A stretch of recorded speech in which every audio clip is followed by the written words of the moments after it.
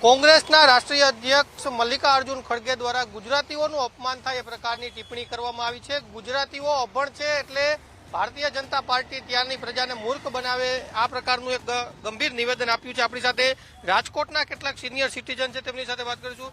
દાદા, મલ્લિકાર્જુન ખડગે જે કોંગ્રેસના રાષ્ટ્રીય અધ્યક્ષ, એને એવું કીધું ગુજરાતીઓ અભણ હોય એટલે ત્યાં ભાજપવાળા પબ્લિકને ઉલ્લુ બનાવે અથવા તો ગુજરાતીઓનું અપમાન થાય એવી વાત કરી છે. સૌથી પહેલા તો મલ્લિકાર્જુન કોઈ નેતા જ નથી, ફક્ત એક ચમચો છે રાહુલ ગાંધીનો. ઈ જેમ બોલાવે એમ બોલે. બીજું, ગુજરાતી વેપારી પ્રજા છે, સાહસ કરવામાં માને છે. ડિગ્રીના ખોખા લઈને ગામમાં બેકારીમાં ભરતી નથી થતા. અમે લોકો ધંધો કરી છીએ, ધંધો કરાવી છીએ ને દેશ કેમ આગળ વધે એના માટે અમે વિચારી છીએ. અમે ક્યારેય વ્યક્તિગત સ્વાર્થ માટે વિચાર્યું નથી. રાષ્ટ્ર પ્રથમ, પછી બધું. આ લોકો તો હાથો બનીને જીવે છે કોંગ્રેસ. દાદા, નહીં તમને શું લાગે આવું નિવેદન આપે એમાં જ કોંગ્રેસ હારે દર વખતે? નો અરે ને આવું ગુજરાતીઓનું અપમાન કરવું એ તમારા માટે કેટલું યોગ્ય? હા, એ તો બરોબર. પણ આપણને ચોક્કસ અન્ય સિટીઝન છે, તેમની સાથે વાત કરીશું. આપ કઈ રીતના જુઓ છો આ નિવેદનને? નહીં, ગુજરાતીઓનું અપમાન કરવું તમારી દ્રષ્ટિએ કેટલું યોગ્ય? આમાં જ કોંગ્રેસ પાછળ રહી જાય છે? હા, બરાબર છે, સાચી વાત છે.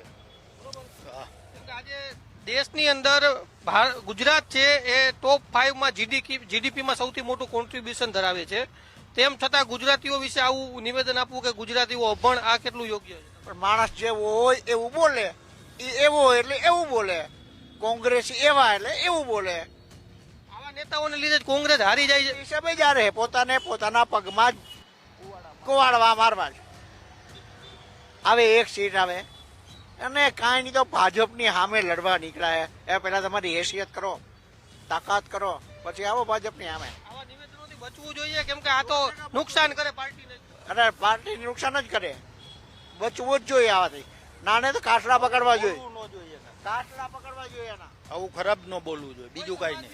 કોઈ ગુજરાતીઓ હોય કે કોઈ પણ હોય, મરાઠી હોય, આવા નિવેદન ન આપવો ન જોઈએ. આપવા જોઈએ. બરાબર છે, સાચી વાત છે. ચોક્કસ સમગ્ર ગુજરાતી સમાજનું અપમાન થાય એ પ્રકારનું નિવેદન આપવામાં આવ્યું છે ને એના લીધે જે સિનિયર સિટીઝનો છે તેમાં પણ ભારે રોષ છે.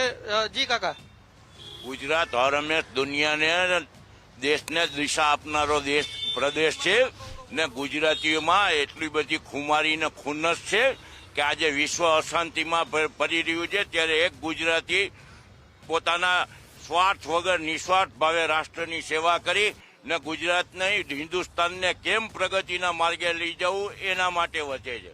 ને બીજું, પેટ્રોલના ભાવ અત્યારે દુનિયા આખીમાં વધી રહ્યા છે, ત્યારે આપણો દેશ જ એવો છે કે જે સુખ શાંતિ ને સમૃદ્ધિમાં આગળ વધે છે. ને આવા ખડગે જેવા તો કૂતરો ભણતા હોય એનું સાંભળવાનું જ ન હોય.